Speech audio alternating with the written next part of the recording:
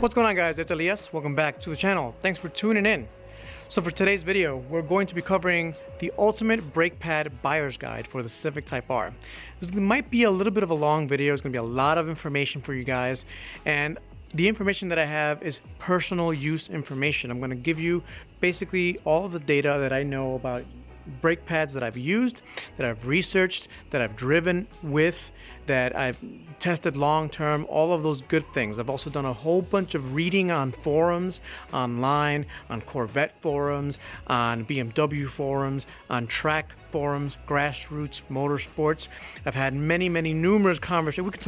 I could talk for hours and hours on end on what is the best brake pad for X and Y and Z, depending on the track, the temperature, etc.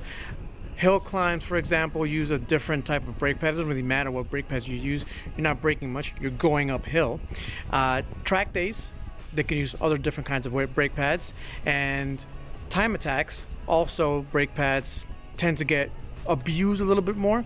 So all different kinds of things, all different kinds of applications. So the main thing about this video is that for each application, you're gonna want a different brake pad. What do I mean? Well, the Civic Type R being a hatchback and a sports car, and for some people a race car, tends it to be kind of a multi-purpose vehicle for a lot of people.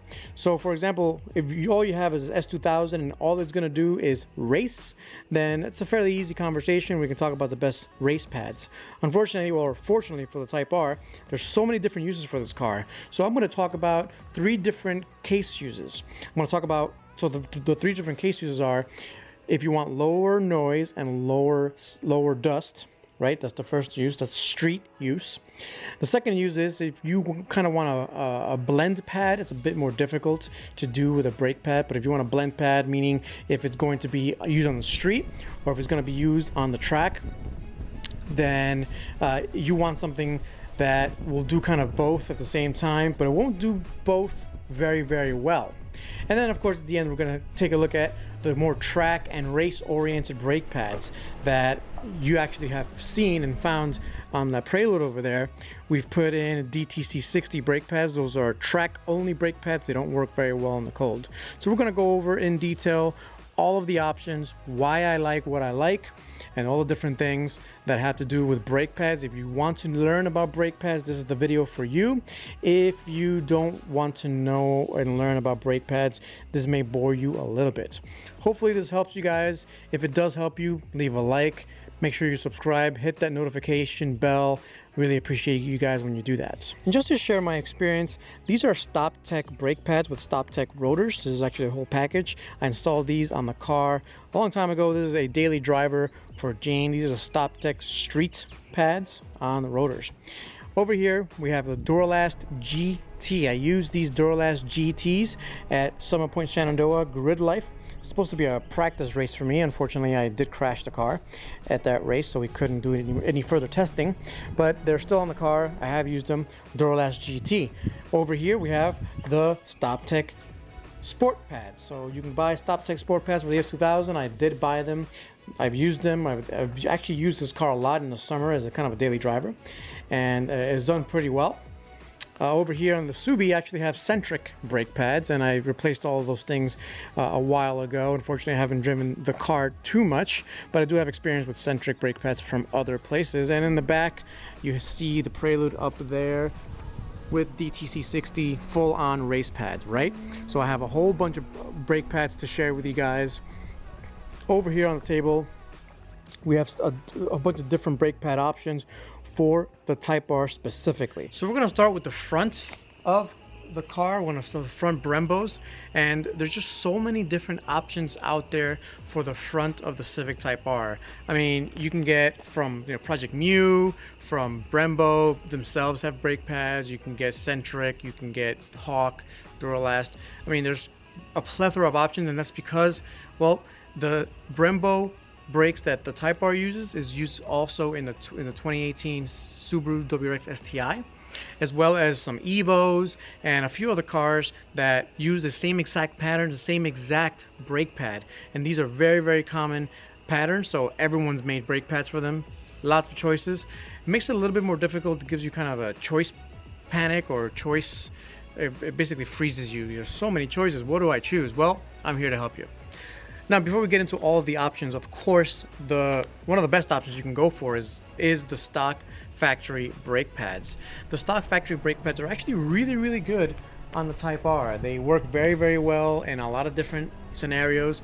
They're pretty much akin to the StopTech sport pads that I've talked about before. I have these right here, these StopTechs right here. They're pretty ceramic. I'm sorry, they're pretty metallic. They have a lot of metallic in them, so they make some noise. They're higher heat resistance, but they do also make a lot of dust. So it's something to keep in mind. If you go with the stock Type R brake pads, they are going to create some dust. They're going to create some noise, but they do pretty well on autocross, and they do decently well on the track. Right, so now you've decided that the OEM pads on the Type R aren't working out for you, mainly because they make too much noise, they have too much dust, and you really don't drive the car very hard. You know, sometimes you'll accelerate out of a curve fairly hard, or you'll get it up to 100 miles an hour, and you know, you'll have some fun on the street, but nothing really crazy. You want to reduce the dust, reduce the noise.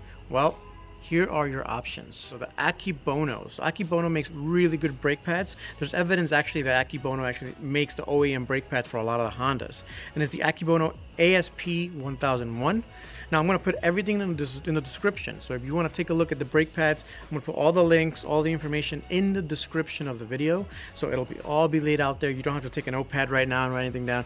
Just go down to the description. Also, the Hawk ceramics, right? So Hawk ceramics are going to be very good, actually. Very low noise, almost no dust at all. I've heard a lot of people have really good experiences with the Hawk ceramics, and they're awesome pads. Now, and then the last one, obviously, is the Duralast Gold. Now, I've used the Duralast Gold here. I think I gave them away to somebody. I forget who I gave them to. But Duralast Gold, I put them on the Type R. They basically almost eliminate all the noise. They're inexpensive. They reduce dust. So keep that in mind. So one of the negatives, of course, is that they don't hold up to heat very well. So if you're going to take the car out for a canyon drive, you're going to take the car out for any kind of spirited drive in your local back roads or something like that, and you're braking hard a lot, you're going to have brake fade, significant brake fade. So that's something to keep in mind. Now, if you're going to use them like a normal person does, like if you're daily driving your car, you want your pads and your rotors to last a long time and not have to worry about them. If you're going to drive your Type R just like a regular old Civic, this may be a good option for you. And again, you'll have to clean your wheels less. If you're more worried about the cleanliness of your car than driving it hard, again, another option for you. So just keep that in mind. Now for the in-betweens. And the in-betweens, you know, they're probably the hardest pads to shop for are the in-between pads. What do I mean when I say in-between? It's basically when you're driving your car very spiritedly on long drives and back canyon roads and taking it out to autocross every once in a while, maybe a slower track day here and there. Those are the type of things you're going to do with an in-betweener. Now, in-betweener, some of the bad things is that it's going to be increased noise and increased dust, so that's going to be a big thing. But it's also going to give you a decent amount of temperature range, right? So it's all about temperature ranges here. The ceramics are going to give you very low temperature range, up to about 200 degrees Fahrenheit, and then they'll start fading like crazy. And 200 degrees Fahrenheit is fairly easy to get. These will work right up around 400, 500 degrees Fahrenheit. Not too bad, considering they'll start fading, they'll start dusting a lot at that temperature. So these also work very well when it's cold. You know, when it's under 100 degrees Fahrenheit out there, you're starting to brake, these work very well. So they're very good all around, and the one I'm holding here is these are the StopTechs. This is what I call an in-between. This is the StopTech Sport Pad. Another really good in-between pad is the HPS Plus Sport Pad. It's a new compound. It works really well at the street. It doesn't make too much noise. It barely makes any dust. I mean, it's gonna make more dust than pure ceramic ones, but it's got a good mixture in there. They've really worked hard at it, and it's done really well from all the reviews that I've read. So that's another option for you guys. And of course, if you want an inexpensive option, you can go with the Duralast GTs. So unfortunately, as of this filming, the Duralast GTs 1001s, the part number for the Type R, are no longer available. I am very disappointed. I am very upset about that, but it literally just happened and you can no longer buy them. So there you go. Finally, we get to the more track focused brake pad for the front of the Type R. And of course, this is going to be the DTC 60s. Now, I showed you guys in the Prelude, the DTC 60s have done very, very well for me. I love these pads. I can't wait to try them on the Type R. They pretty much have never faded on me. I've never got my Preludes to ever fade. Granted, the top speed on that thing is probably 120 miles an hour is what I've hit, but it's slowed down a lot. It was at NCM Motorsports Park, which is a very long straightaway, and it did really, really well. So I'm looking forward to it. It's very metallic. It's going to basically not work under 400 degrees Fahrenheit. So if you're going to be day driving your Type R, do not put these on your car. These will not work properly. These are the type of pads that you only use when you're gonna use them at the track. I wouldn't even use them at an autocross, to be honest with you. These are far too high on the temperature range to be useful at anything besides a very long road course. Some people even say that DTC 60s, the brake pad compound in this, might be too high in the temp range for a lot of shorter tracks. So keep that in mind. I can't wait to use these for sure. They basically are not worn out at all on my Prelude. I really like these a lot. Now, of course, in the track-oriented side, besides hardcore like this, you can also go, there's a WinMax option, there's a Project Mu option, there's like I said, a whole bunch of options. I'm personally going to go with a DTC 60s for a track-only pad. If I had to go for a kind of a dual-purpose, inexpensive type of thing, again, I could recommend the Duralast GT. The StopTech Sports are pretty decent as well on the track. So, you know, make your own choice. I'm going to go with the 60s. If you're going to do hard track day driving, give these a try. I think you'll love them. All right, here we go. Now we're going to talk about the rear brake pads. They look a little bit different. They are much, much smaller in the rear of the Type R than they are in the fronts. And one of the bigger reasons is because all 10th gen Civics, that's right, from the coupe, the sedan, the hatchback, all of them share the same exact part number. So if you have a 10th gen Civic that's not a Type R and you're looking for a good track pad, stay tuned because this is it right here. So again, there's three categories. There's street, there's a blend, and then there's pure track. So for the street pad, now there's a really, really big argument to be had about using the stock rear Type R pad from the factory. It's a really good brake pad. It's got more metallic than the regular Civics bring, the regular Civic brake pad bring. They last, you know, a fair amount. They do get used up fairly quickly. Like I said, this is a very small pad compared to, let's say, the front pad. I mean, there's a very big size comparison right there. So there's some argument to stay stock. Now, if you want low noise and low dust, you're gonna want to go for something ceramic. There's a Hawk ceramic. They provide extremely good low noise protection and low dust protection. It's really, really good. If you guys really want that, go for that Hawk ceramic.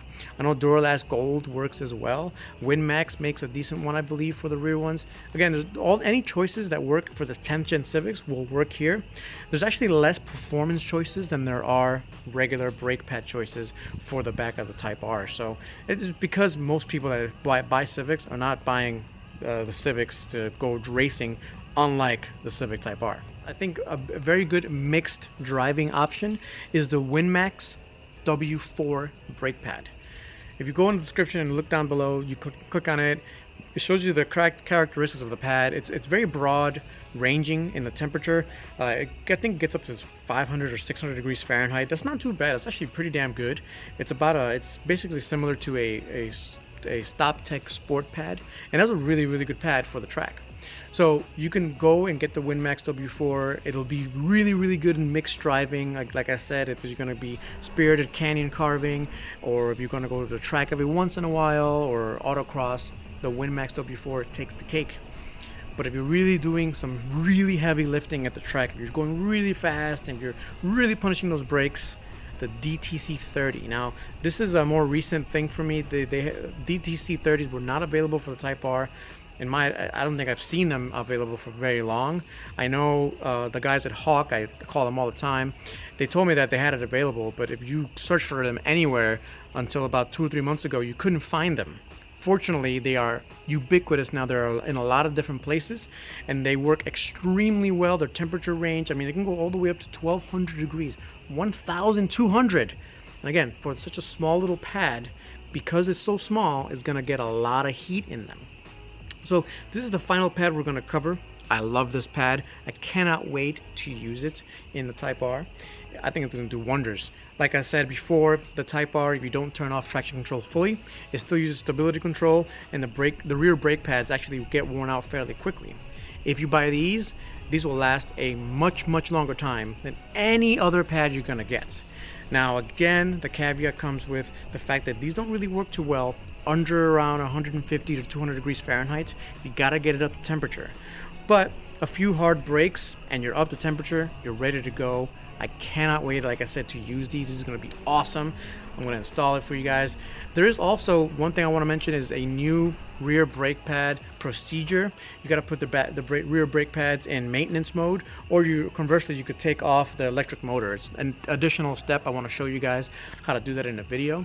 I'll put a link in the description as well on that. So my description is gonna be fairly huge, as this video is kinda long. All right, guys, we've come to the end of the video here.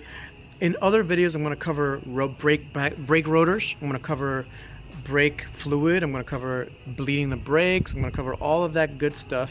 But for today's video, I concentrated mostly on brake pads and which ones I recommend. If you have other recommendations, I'd like to see those in the comments. So please do comment below if you made it this far, and let me know what you think about my recommendations, and if you have any recommendations yourself.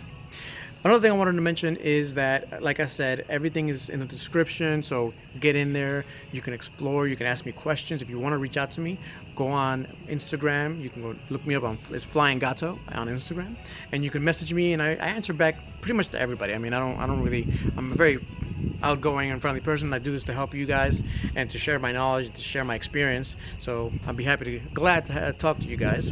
And if you want to send me an email, it's realflyingato@gmail.com. All right, guys, the journey continues. Thanks for watching as always. I will catch you next time. Peace out.